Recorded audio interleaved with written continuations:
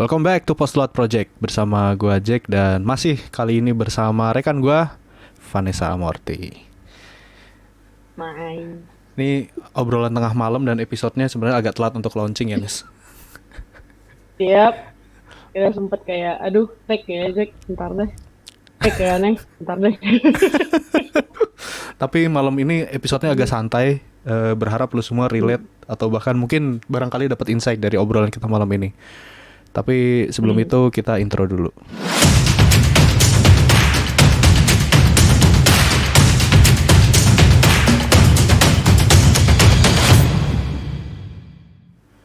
Yoi, balik lagi. Gimana kabar lu nih, Nes? Kesel. Oh, kesel. Karena gue udah, ya kesel kan. Kenapa? Karena gue umur 25 tahun. Asik. Lu bulan apa sih, lupa gue, Clay? Gue anaknya Aquarius Batman Februari.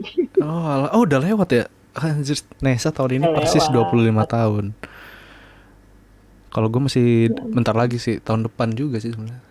Gak apa-apa, Nes. Enggak.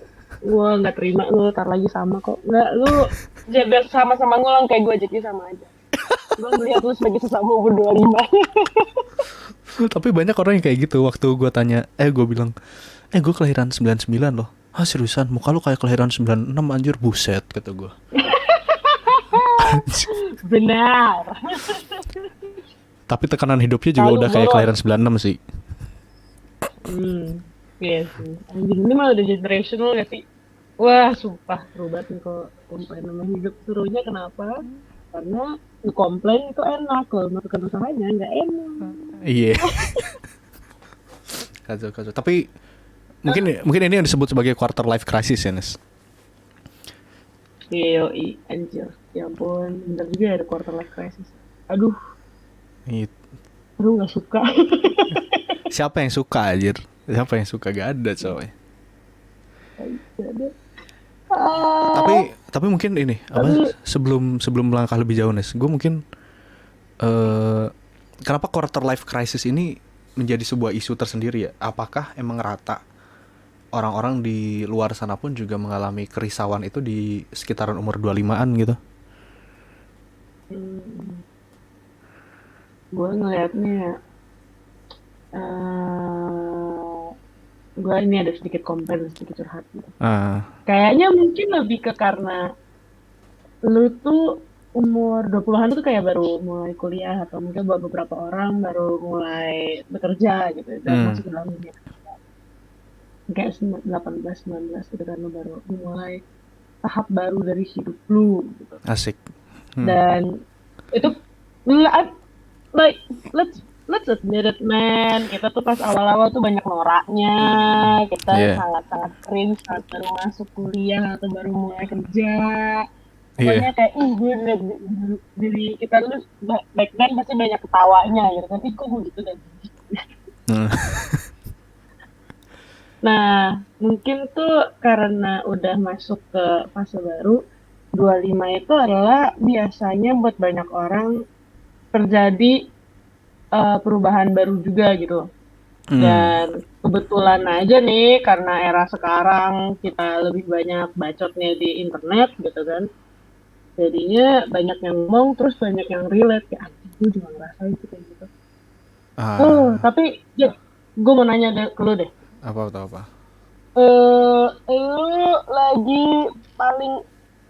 Lu lagi paling sebel di umur 24 lu ini apa? Apa ya? Kalau gua Banyak ya? gue tahu ini spektrumnya berbeda banget sih. Tiap orang bisa beda banget. Ada orang yang umur 25-an itu menjelang 25 atau dekat-dekat itu jadi sandwich generation. Itu buat gue yang berat sih. Nanggung yang atas dan yang bawah segala macam kan. Tapi kalau concern utama gue itu adalah dewasa soal. Sebenarnya kalau concern utama gue tuh mirip-mirip soal itu, tapi bukan sandwich generation itu. Lebih ke dewasa dalam ngatur uang.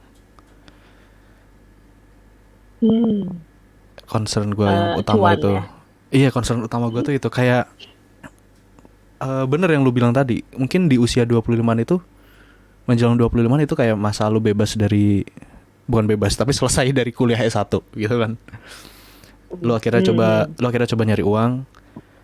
Akhirnya lu, tapi ini apa namanya, kayak di satu sisi lu jadi seorang yang lu punya angan-angan atau sesuatu yang lu pengen punya dulu waktu kecil, dan sekarang lu udah punya uangnya.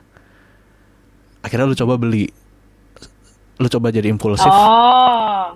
Tapi ternyata lu punya kesadaran juga di sisi lain.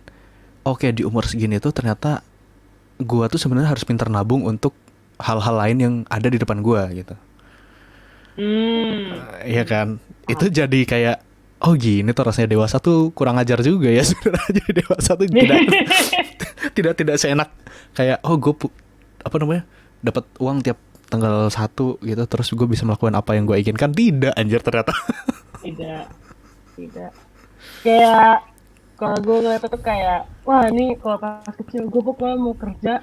Jadi pas gara-gara mama dulu nggak mau beli PS, gue bakal kerja. Nanti gue bakal beli PS pas gue gede.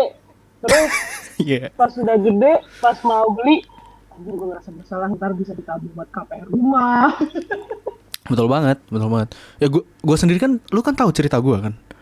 Gue tuh dari kecil pengen Nintendo DS yang jadul itu. Gue waktu kecil gak dibeliin, dan akhirnya gue beli dengan gaji gue sendiri waktu gue ada kerja. Tapi setelah gue punya kesadaran itu tadi, Nes, kepala gue yang lain tuh berkata kayak, lu tuh punya tanggungan lain di masa depan yang harusnya lu siap-siap untuk itu gitu. Entah lu nikah, entah lu lanjut S2, entah lu nyicil rumah, ya kan. Nintendo DS gue itu hanya bertahan 6 bulan terus gue jual. Ya ampun, dijual dong. Gue jadi dulu koleksi sih, cek bodo amat. Gue jual, anjir. Anjir lu segitu ini ya, segitu kemakan dengan mendang-mending. Iya. Daripada ini mending gini. Sumpah. Terus kayak gak lama setelah itu gue mikir kayaknya oke lah, mungkin coba gue pengen mainan yang lain, upgrade. Apa namanya, Nintendo Switch. Gue beli kemarin kan. Gue beli dengan satu gamenya yang harganya 500 ribuan. Buset emang. Apa namanya, gue main cuman bertahan berapa nih, 3 bulan terus gue jual lagi. Ya ampun, kenapa dijual lagi? Gue jual lagi aja. Karena dilema tadi kayak, oh anjir ternyata gue belum ada di taraf sedewasa itu dalam manage uang gue gitu. Buat gue ya, buat gue pribadi. Kayak gitu. Kemakan mindset mendang-mending anjir, kayak oh gue beli ini mendingan gue beli itu, oh gue beli itu mendingan gue beli ini gitu. Iya, tapi di satu sisi karena gue takut juga. Kan tadi gue ada isu takut dengan masa depan tadi itu kan. Nah gue nggak tahu nih teman-teman yang nonton punya isu yang sama kayak gue apa enggak. Kalau ada tulis anjir di bawah di kolom komentar. Oh sumpah nih ngomongin quarter life crisis tuh lemes anjir. Lemesnya tuh kayak kayak. Tapi kalau lu sendiri apa nih? Kalau isu lu yang sekarang jadi concern utama lu nih di usia 25. Kalau gua kan tadi soal pendewasaan, soal time, bukan time, tapi money management kan. Kalau lu apa nih? Kalau gue sirik sih. Kayaknya yang sekarang lagi gue hadapi ya, sirik. Sirik? Sirik itu kayak, gue capek banget lihat. Gue kayak, oke, banyak orang ngeposting kebahagiaan mereka di medsos gitu ya. Kayak bentar foto, gak ada yang tunangan, gak ada yang nikah. Oh bentar. Gak ada lagi S2 di luar. Di circle lu, Nes, di circle lu yang keluarga lu cukup high profile itu ada yang udah nikah di usia lu? Tapi banyak teman-teman gue udah nikah aja yang kayak biasanya bukan dari keluarga gue. Keluarga gue lebih tepatnya karena yang muda tuh tinggal 3 orang doang. Gue, sepupu gue 1 orang, anak-anak gue. Ya tinggal kita bertiga inilah. Bisa ada pada berkeluarga. Tapi masalahnya teman-teman gue yang cewek banyak yang pacarannya yang lebih tua, jadi banyak udah nikah. Oh, keangkat karena ininya ya, terpaksa oleh keadaan pasangan. Bisa jadi. Nah, jadinya tuh kayak gue kesel gitu. Aduh, ini orang kok gue tiba-tiba udah dapat undangan nikahan. Kenapa gue tiba-tiba lihat ada story orang lagi wisuda, tapi wisudanya S2. Anjing, perasaan gue baru lihat lu kemarin, baru juga foto wisuda S1 tiba-tiba udah kayak I would like to show my gratitude for my for my thesis for my master's degree. Astaga, iya sih tapi. Oke, Osinus. Gue juga kadang-kadang ini kalau ngomongin soal nikahan ya. Gue tuh malah kadang-kadang bingung. Ini setidaknya dalam waktu 2 minggu terakhir, gue tuh ngeliat ada postingan 2 orang teman SMA gue yang nikah. Well, satu tunangan, satu nikah beneran sih. Temen SMA gue. Dan lakinya nih, dari 2 temen gue ini salah satunya tuh lakinya tuh gue kenal karena itu teman SMA gue beneran. Jadi mereka tuh cowok cewek. Ya teman SMA gue si pasangannya ini. Gue mikir anjir itu kan lakinya seumuran sama gue juga ya. Duit dari mana ya anjing ini kan di umur segini. Sumpah banget gue. Kayak kok lu bisa tiba-tiba mau nikahan? Iya. Gue kayaknya udah pusing duluan gitu. Lihat kondangan. Lu ngerasain gak, Jack? Itu ke kondangan. Gue pernah datang ke temen gue yang kondangannya. Wah gila. Ini banget deh. Heboh banget dah. Hebat. Ada satu yang kalau yang ini gue nggak diundang, gue tahu dari story. Ada temen gue satu dia undang siapa tuh yang seperti mati lampu siapa? Oh ini Nasar. Nasar ya. Nasar. Undang Nasar sama Rosa, demi Allah, sama Nasar sama Rosa. Ini nikahan apa Indonesian Idol, anjing, gede banget. Aneh banget. Terus habis itu ada juga temen gue yang orang tuanya emang politikus lah gitu. Orang lah ya gitu ya. Orang lah. Nikahannya tau gak di mana? Tau gak di mana? Dharma Wangsa, anjing. Hotel Dharma Wangsa. Iya. No, but that's not all, bitch. No, that's not all. Lu tahu nggak salah satu yang diundang siapa? Siapa? Tokoh juga nih pasti nih. Jokowi. Demi Presiden. Buset, lu tau nggak? Gue jiper mikirin duit nikah anjir. Ya anjing nih dia udah 10M sendiri kali ya nikahan gini doang. Anjir 10M. Lu tau gak sih Nes gue tuh denger orang kadang-kadang ada beberapa teman dekat gue kan yang udah nikah gitu lebih tua dari gue. Gue tanya kayak lu nikahan habis berapa sih? Ini kalau gue boleh tahu aja. Kalau buat lu privasi angka itu ya nggak apa-apa, nggak usah dibilang ke gue. Tapi kalau lu boleh sharing, gue pengen tahu karena gue nggak ada bayangan. Kebanyakan teman-teman gue tuh di range sekitar 150 sampai 300 paling banter. Ada 1-2 yang lebih tinggi sih, sampai kayak angka 500, 1M gitu ada. Tapi kebanyakan teman-teman gue yang mau cerita soal itu di angka 150 sampai 300. Itu aja gue udah mikir loh, anjing 150 tuh nggak dikit loh. Gitu. Gak dikit. Gue kadang-kadang mikir mau duit buat ipal aja gue mikir, cok. Buat bayar imani. Sumpah aja. Gue aja buat beli Nintendo Switch aja mikir gue. Aja kayak, ya Allah, Jack nggak usah jauh-jauh. Gue kadang kalau misalnya diajakin, Nes nongkrong yuk di mana daerah Kemang. Enggak, gue mau makan di warteg di Sakas nyampe, gue mau minum doang. Enggak, lu gak usah banyak bacot anjing muat duit. Kacau kan, anjir. Asli. Dan gue tuh apa ya yang jadi tuh gue ngerasanya ya yang bikin gue ngerasa kayak aduh anjing umur 25 tai banget gitu ya. Karena gue ya kayak gue bilang gitu, gue sirik. Gue ngebandingin diri gue sama orang-orang. Sih. Iya sih. Tapi kayak, juga apa ya Nes? Orang lain tuh emang gak bisa kita kontrol juga gak sih maksudnya? Iya. Tapi kayak saat bersamaan gue gak bisa nyalahin mereka, orang itu hidup mereka. Ngapain gue kontrol? Ngapain gue kayak enggak, lu gak boleh nikah, tau gak lo? Lu pulang dari S2 lu, tau gak lo? Lu tolak LPDP lu, tau gak lo? Gitu. Iya kan gak bisa. Siapa gue nyet? Gue emaknya aja bukan. Tapi lu pernah sampai overthinking nggak soal itu? Oh, gue gila. Kalau overthink, ya ampun, lebay ya, minta ampun. Kalau overthink gue mah. Sumpah, gue lebay banget kalau overthink. Lo pernah nangis? Demi Allah ya, nih gue pernah nangis. Gue gak mau keluar rumah. Gue gak mau keluar kamar gitu, gue nangis seharian. Gara-gara gue ngelihat ada temen gue keterima LPDP. Di mana? Kampusnya? Gue lupa. Pokoknya dia dapetnya US aja. Oke, pasti bagus. Engineering school gitu lagi. Ya Allah, Robi.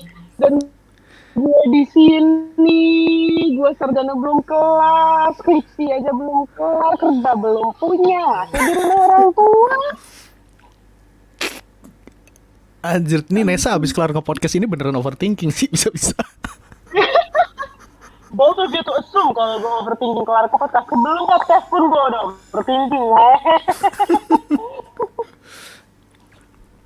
Overthinking 24/7, gila lu. Anjir. Gue tuh kadang-kadang Nes, kalau misalkan overthinking soal apapun lah, entah itu masalahnya dari dalam diri gue atau dari luar diri gue, gue tuh kadang-kadang suka mikir, oke, inhale, exhale. Kadang-kadang overthinking itu adalah bentuk kepala kita tuh sayang sama diri kita. Cuman karena artinya kepala kita care sama diri kita kan. Cuman kadang-kadang kitanya aja yang lebay nanggepinnya. Kayak nangis lah, nggak bisa tidur lah gitu. Jadi kayak sebenarnya kepala kita tuh sayang kayak, oke, lu kayaknya kurang di hal ini deh. Lu tuh kayaknya harusnya bisa begini deh gitu. Nah, tapi waktu otak kita bilang kayak gitu, kitanya baper. Nangis, susah tidur, anjir kayak gitu.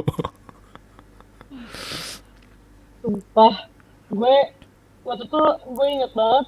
Oh, ini apalagi gue kan ada fase dimana gue sangat hormonal ya, gitu adalah pas lagi men. Dan gue tuh kalau mau men, kalau enggak gampang kalau enggak gampang marah, gue gampang nangis. Tapi biasanya 70% gampang nangis daripada marah.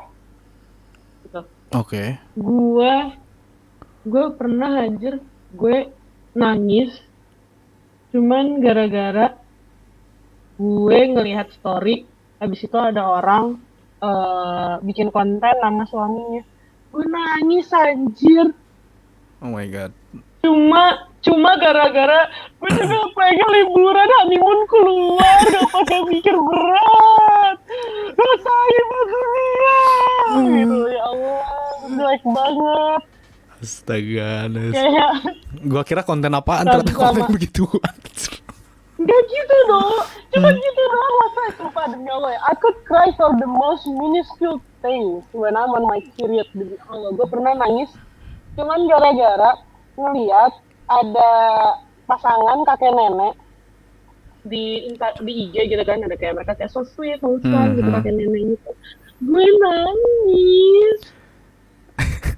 Asik. Gue legit nangis cuma gara-gara kayak they're so cute, they're so old, that's so wholesome. Gue kenapa gak bisa kayak gitu ya? Emang gak bisa kayak gitu karena gue masih muda, gue Anjir. Ini respon gue dan lu, Nes. Respon gue dan lu terhadap konten-konten sedih tuh agak sedikit berbeda. Wah, asli gue orangnya sangat sensi aslinya. Apa namanya? Kalau gue nih, Nes, kalau gue kadang-kadang lihat konten sedih tuh, misalkan kayak anak kecil jualan permen gitu, terus ditanya ini buat bayar sekolah gitu. Itu tuh langsung gue save, langsung gue simpan di apa namanya? Album itu. Gue save, gue tuh punya album di first account gue tuh. Albumnya tuh namanya Long Life Socialism. Gue tuh sampai saat ini masih percaya kalau sosialisme itu adalah jalan keluar dari segala kesulitan. Anjir. Anda galau ngeliatin konten sosialisme jawabannya. Iya, sosialisme jawabannya. Anda galau melihat mantan udah jalan lagi. Iya. Sosialisme jawabannya. Sumpah ya, kata gue.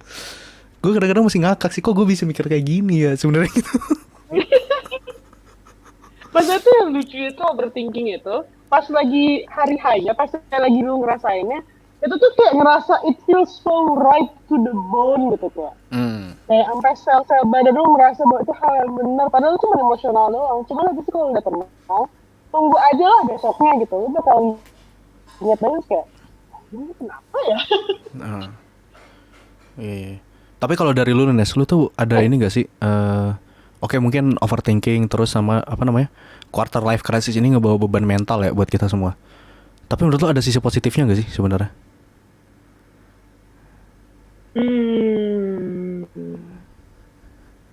Mungkin positifnya itu pertanyaan menarik sih, karena gue terlalu tenggelam dengan negatifnya. Nggak apa-apa, gue juga. Gue kayak mas kayak nggak ada yang positif dalam hidup ini. Nggak apa, banyak orang kayak gitu kan pasti ketika overthinking atau apa namanya? Ya tadi quarter life crisis dengan segala namanya lah ya. Itu pasti lebih fokus ke yang negatifnya. Tapi kalau gue sendiri nih Nes, khusus buat overthinking ya. Khusus buat overthinking, buat gue tuh overthinking itu adalah parameter peradaban kita. Anjir, jauh nggak tuh omongan gue? Anjing, dari sini ke sono. Sumpah, overthinking itu adalah parameter peradaban kita, anjir. Ini apa emang? Ketika gini, kita tarik jauh lah, ketika kita masih berburu dan meramu gitu. Pikiran kita tuh palingan makan besok apa ya? Udah, tidur hari ini di mana ya? Pikirannya tuh kayak gitu. Ya kan? Terus waktu 1945, pikiran kita tuh merdeka besok gimana ya? Kayak gitu kan. Gimana besok gue bisa ngelobi orang Belanda ya? Kayak gitu kan. Terus waktu masa-masa apa namanya? Pembangunan lagi jor-joran gitu mungkin. Wah, ini gue harus bikin waduk di mana ya? Segala macam kayak gitu-gitu kan. Tapi sekarang tuh kita mikir kayak kok baju gue beda ya sama dia ya? Kok dia udah dapat beasiswa gue belum ya? Artinya kita kan sudah selesai dengan masalah itu. Kita sudah selesai dengan masalah nyari makan, nyari tempat tidur, nyari minum, kita udah selesai. Terus kita juga nggak mikirin merdeka gimana caranya ya kan enggak, gitu kan. Yeah. Jadi buat gue overthinking itu adalah bentuk peradaban kita, parameter peradaban kita tuh overthinking anjir. Sumpah, lu nggak overthinking soal lu besok nyari air di mana kan, nimba di mana kan kagak. Mungkin untuk beberapa daerah ya, tapi for majority no. Iya, untuk mayoritas kita yang di Pulau Jawa apalagi kan. Enggak. Kayak gitu. Tapi aku jadi kepikiran anjir. Lu buat yang ngomong lupa gitu. Kebiasaan. Ambil minum dulu Nes. Minum, nih gue ada minum nih teh. Lihat nih minum gue segede kaban. Buset. Gue langsung keselak air. Stay hydrated because you're allowed to be depressed, but you still need to stay hydrated. Yeah. Just because you stay depressed does not mean you're ugly or you're thirsty. Gak tau.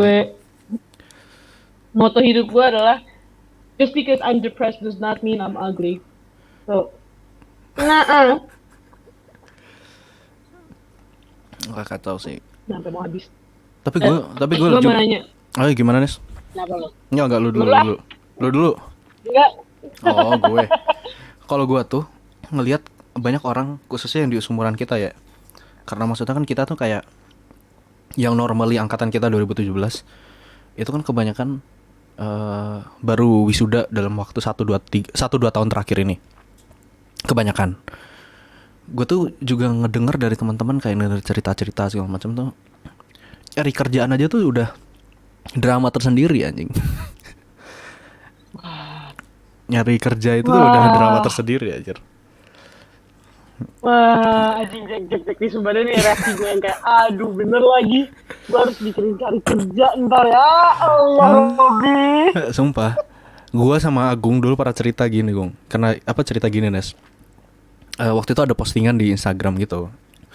Intinya tuh waktu lagi ada job fair, itu tuh kayak banyak orang itu naruh map di stand perusahaan gitu. Dan mapnya tuh sampai kayak numpuk gitu loh mapnya tuh. Numpuk di meja itu. Dan ujungnya tuh sama si HRD-nya tuh kayak dibaca cuma 1-2, sisanya tuh dibuang gitu. Itu lu bayangin, di map itu tersimpan doa, cita-cita dan banyak orang itu tuh. Anjing kan? Jadi payah selama 4 sampai 6 tahun. Sumpah. satu map. Iya, dan itu kayak yang dibaca tuh cuma 1-2 sama si HRD-nya tuh, terus sisanya tuh kayak udah dibuang gitu. What the fuck aja kata gue. Itu itu dalam satu map itu ada perjuangan kuliah 4 tahun, terus doa bapak ibunya, doa saudaranya, doa dia nangis-nangis ya. Digituin aja udah gitu kan. What the fuck sih. Gue gak bisa mikir kayak gitu aja. Tapi masalahnya gue paham sih. Gue maksudnya I understand. Gue paham kayak lo harus ngefilter 100 orang dan lo cuma boleh milih dari 100 cuma 3 orang gitu. Gue tahu lo gak mau buang-buang waktu, gue paham. But like at the same time, ya Allah. Hidup gue hanya bergantung pada secari kertas ini loh, secantik Sumpah. gue cari kertas yang dengan gampangnya lo buang gitu ya. Iya. Lu menggantungkan mimpi dan hidup lo ke depan tuh dari hanya 1 lembar 2 lembar CV, 1 lembar motivation letter, 1 buah transkrip ijazah, transkrip dan nilai ijazah. Kacau anjir gitu. Mana? Gue tambah depresi. Ini konten yang sangat menguras isi kepala sebenarnya. Aduh Jack, perasaan tadi kayak gue WA lu bilang kayak kita bahas yang santai-nyantai aja. Yuk, kok kenapa gue jadi malah makin berat? Gue malah ngasih beban ini, ngasih bahan overthinking gue. Kayak santai ya, anjing rasanya jadi gue kayak Kacau sih. Tapi itu keniscayaan ya. Nyari kerja ribet itu keniscayaan sih. mengapa niscaya? Coba enggak, gue mau elaborasi alasan sampai tai penjelasan lu. Coba mana? Sumpah niscaya tuh dalam artian gini. Kayak kan banyak banget tiap tahun itu yang lulus dari kampus kan. Itu pun nah itu kan jadi saingan lu satu.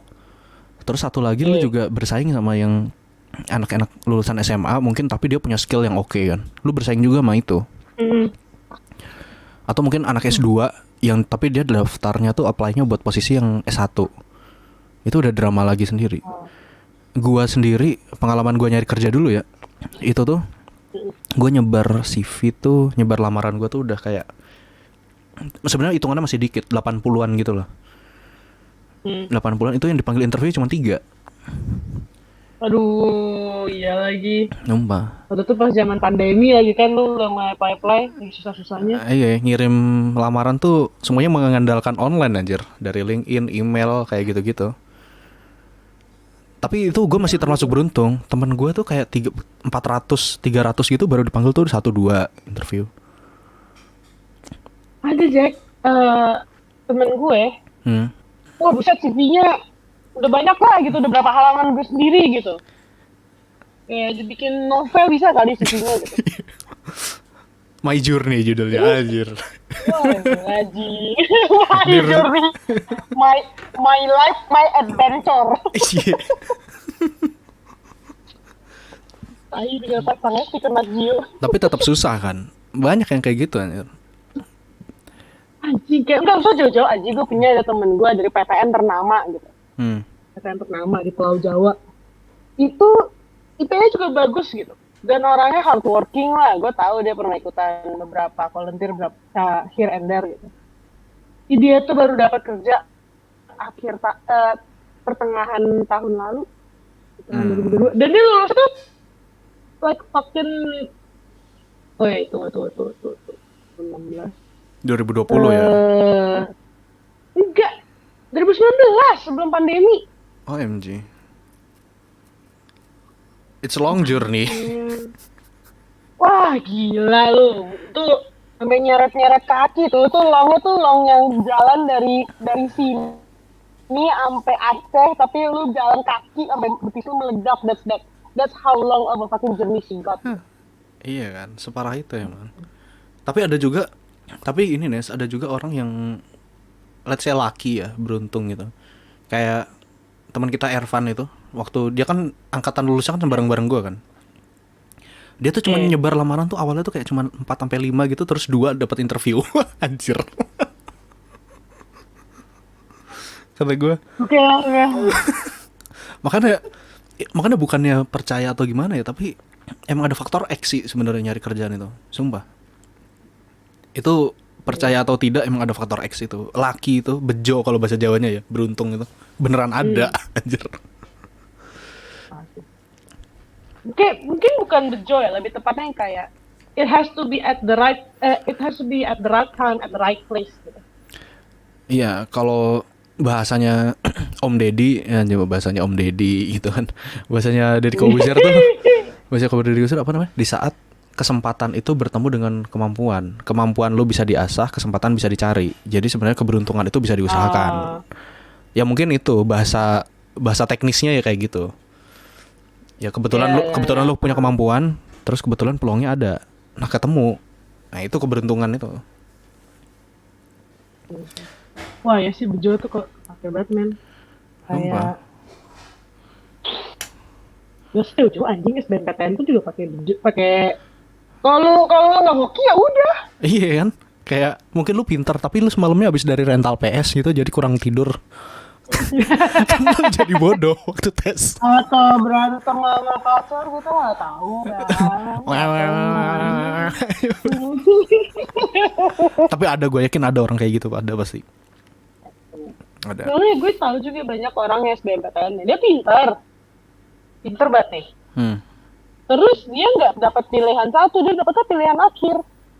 Ah, ya ada. Gue, ya gue emang pintar.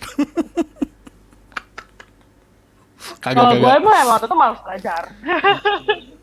Ya kayak gitu lah, tapi gue memang goblok. kacau.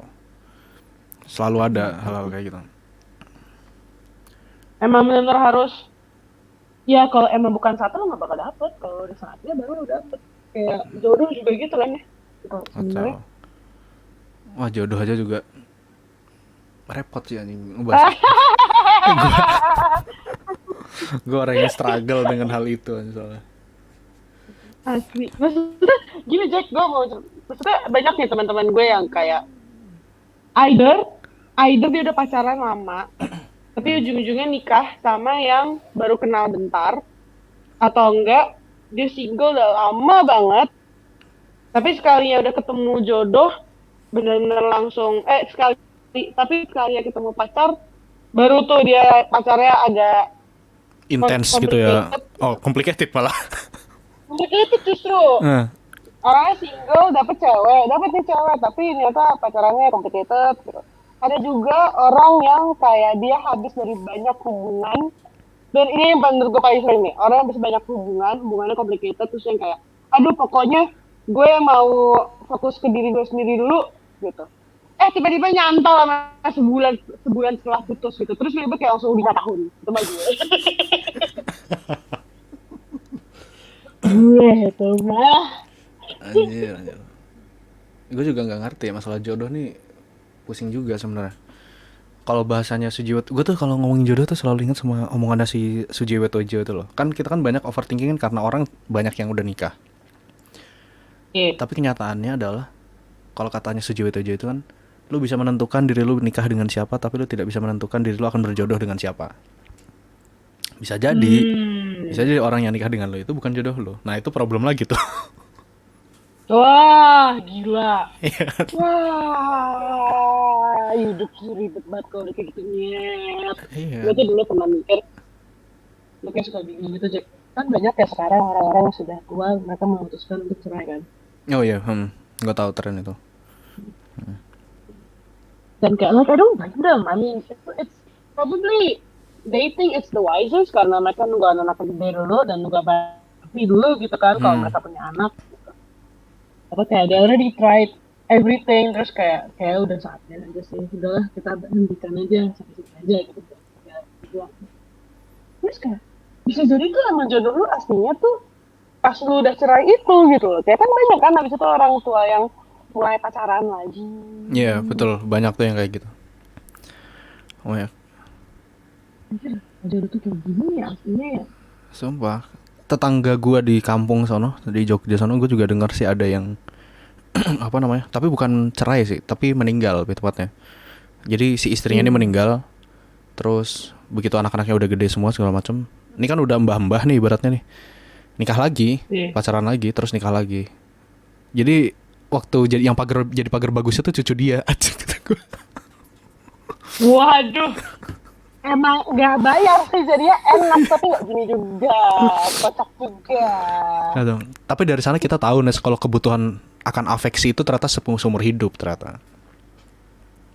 Iya. Ya kan Itu kan mungkin banyak yang bilang kayak oh, pacaran mah itu mah anak muda gitu. Ya kagak anjir, mbah-mbah juga butuh afeksi mah gitu. enggak, nambah pun butuh afeksi guys. Pasti. Gue tuh suka insecure anjing kalau ngomongin tentang hubungan tua ya. Kayak gue merhatiin tuh banyak banget hubungan yang kayak mulai problematik di saat umurnya udah mau tua justru. Hmm. Tapi kayak mereka memutuskan untuk jalanin aja karena kayak udah terlanjur tua, mau ngapain nyari lagi. Iya. Ada yang kayak gitu. Jack, ini podcast kita paling hitam ya sebenarnya. Paling hitam, paling gelap aja Paling dark. suram. Paling suram. Iya, yang kayak cuman kayak Jack anjing. Hidup aja Jack. Gak apa-apa aja. Ini emang problem banyak orang sih. Tapi maksudnya apa ya? Gue mungkin pengen ngomong juga soal beban tiap orang tuh beda-beda. Mungkin saat ini lo pusing dengan apa yang ada di pikiran lo, tapi percayalah kalau ketika lo mengejar mimpi itu lo harus melihat orang yang ada di atas lo. Tapi ketika lo untuk belajar bersyukur lo harus lihat orang yang ada di bawah lo. Itu bukannya artinya nyukur-nyukurin orang yang ada di bawah lo, bukan. Tapi soal tentang belajar bersyukur itu sebenarnya. Paham sih. Ya. Gue personal ngetransitnya agak lebih beda sih Jack. Apa tuh? Kayak justru yang harus lo lewati itu bukan orang lain tapi lo kemarin. Oh, ya itu bagus juga sih. Soal. Karena buat gue orangnya insecure banget aslinya ya guys ya. Gue mah soal-soal arogan doang, gue orangnya tapi masih insecure banget. My life motto is fake it till you make it. Tapi kalau dari omongan lo tadi Nes, gue jadi inget ini kutipan novelnya dari Mokhtar Lubis.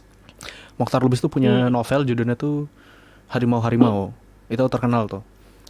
Di novel itu tuh dia bilang di akhirnya tuh cerita dia bilang kayak sebelum lu berburu atau membunuh harimau yang ada di hutan sana, terlebih dahulu lu harus membunuh harimau yang ada di dalam hati lu itu.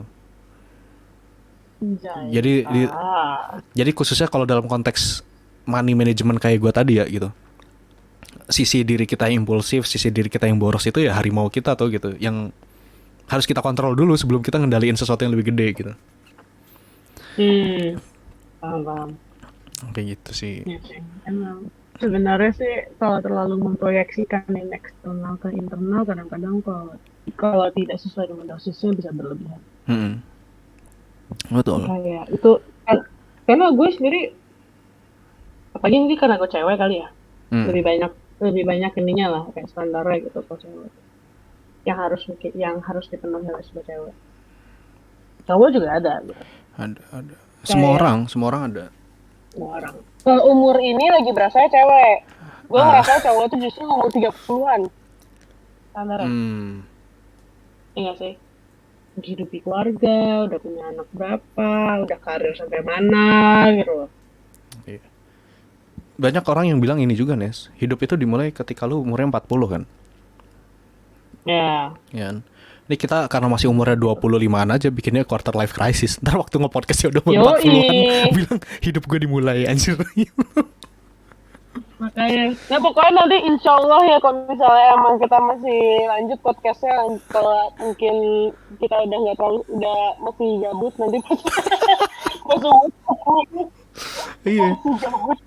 Waktu udah umur 40 bikin podcast judulnya My Life Just Begin anjir gitu.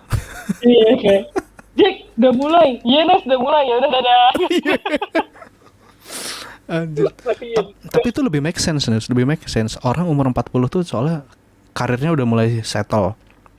Maksudnya kalau orang-orang di usia kayak kita nih 20-an kan karirnya masih bisa jadi kutu loncat kan, pindah-pindah terus gitu. Ganti-ganti. Nah. Terus di umur 40-an juga anak lu udah sekolah, lu udah punya pasangan segala macam. Emang bener-bener udah lebih kompleks sih sebenarnya umur 40 tuh. Emang ya bener kayaknya baru dimulai gitu di umur segituan. Kayak lebih ke quarter tuh gue ngeliatnya lebih kayak kita kompleksnya karena kita baru mulai exploring gitu. Ya. Nah, tapi bebannya itu beda gitu. Kalau bebannya orang quarter life crisis tuh bebannya lebih yang dia rasa dari eksternal ke internal. Hmm. Kayak teman-temannya, pencapaian teman-temannya, terus kayak rasa kayak gue tuh identitas gue masih beneran sampai sini gak sih? Ya. Apakah emang harus bisa? Maybe someone already know what's like the gist of their identity, but like at quarter life, lu tuh lagi kayak mengetes lagi gitu your sense of identity. Hmm. Apakah gue emang passion gue di sini? Apakah emang sarjana gue passion gue dan apakah gue like gue sesuai dengan itu gitu. Apakah ada yang bakal menerima gue dalam dalam konteks kerjaan? Apakah ada calon jodoh menerima gue? Nyam nyam nyam gitu. And all of the stupid shit that people in the 20s do lah. Aha. Nah, kalau 40 tuh justru kayak mungkin kalau gue ngeliat nih ya, kayak okay, you already have everything settled. Justru situ tantangannya, you already have everything settled. What would you do? Are you going to change it? Are you Hmm. going to stay the same? Are you going to stay with the routine or are you going to explore? Dan banyak aja yang dipertaruhkan. Eh,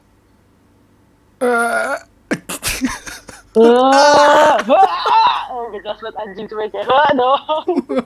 Kayak udah diurut gitu loh kayak masuk angin. Kagak bener. Gue ngeden aja. Saking pusingnya bang. Jelas. BTW ini Nah, ini udah gue Ini BTW kita udah 40 menitan nih Nes. Ngomongin gak jelas kayak gini. ampun. Kita itu cuma ngobrol komplain doang, komplain lama. Sumpah masalah komplain hidup. Tapi lagi-lagi ini sifatnya reflektif aja sih. Kali ada teman-teman yang mungkin merasakan yang sama atau mungkin bahkan lebih lebih berat gitu kan. Itu sabi banget di sharing sih kayak gitu. BTW Nis, ini mungkin kita langsung closing aja udah 40 menitan nih. Mungkin apa nih closing statement dari lo soal overthinking duniawi ini dan quarter life crisis inilah gitu. Pokoknya ini ada sedikit jawabannya. I understand nih bahasa Inggris sedikit. Misalnya Google Translate belajar bahasa Inggris. Mager gue translate lah. I understand how tiring it gets trying to compare yourself and convince yourself that I need to level up. The thing is, bukan yang capek dan bukan yang gini gitu. So what matters the most is that everyone has their own journey, everyone has their own like timeline, and it's very possible that your part of the climax of your story is not now. You have to wait. You have to wait for another like 5 or 10 pages so that you can meet your climax. So you can reach a climactic phase gitu. Tapi pokoknya don't. It's very important that you strive and be ambitious, but it's very important also to not be too hard on yourself and be grateful for the things that you have. Gue sepakat sih, gue sepakat di closing statementnya itu apa namanya, ya lo harus optimis tapi jangan lupa sayang diri lo juga intinya kan, itu penting. Bukan sih. narasi terima kasih diri. Cerita campaign gue. Nah ini teman-teman semua bisa follow IG-nya Nesa juga nih buat biar tahu kampanyenya. Ke IG-nya Nesa jangan cuma nyinyir doang gitu atau ngetek-ngetek IG-nya Nesa. Aduh, kalau ada, sumpah guys, gue kemarin sampai WA Jack, gue takut viral udah 14.000 yang nonton, sumpah gue deg-degan banget. Gue udah bilang anjir, ini kalau sampai ada head comment lagi terus udah nyerang pribadi, gue disable kontennya. Tapi anyway kayak gitulah. Ya, kita nggak pernah tahu, mungkin mereka sebenarnya punya masalah ya, terus masalah itu mereka tuangkan lewat kolom komentar kita, barangkali. Ya kan? Wah, ini kalau ngomongin kayak hate speech di sosmed gitu-gitu seru lagi sih sebenarnya. Itu bahasan lain. Ngomongin anonimitas. Iya, anonimitas. Nah, itu mungkin bisa tuh jadi bahan untuk next episode. BTW mungkin Udah ada contohnya kok banyak. Iya, udah ada contohnya banyak tuh di kolom komentar kita. Iya. Iya. Seperti itu. Oke, mungkin segitu dulu dari gua dan Nesa. Ini konten yang paling awkward juga sih sebenarnya. Tapi gak apa-apa, mungkin bisa jadi bahan refleksi buat kita semua. Asik. Thank you for watching nih teman-teman. Nih teman-teman netizen julid yang nonton sampai akhir, thank you banget nih, parah. Lu join grup Discord lah, apa namanya? Jadi bisa berkicau juga di sono gitu, asik. Mungkin segitu dulu. Iya, jangan ngatain lewat komen dong, katain di Discord biar seru. Iya. Biar rame. Biar rame. Oke, mungkin segitu dulu dari gua dan Nesa. See you on the next episode. Bye bye.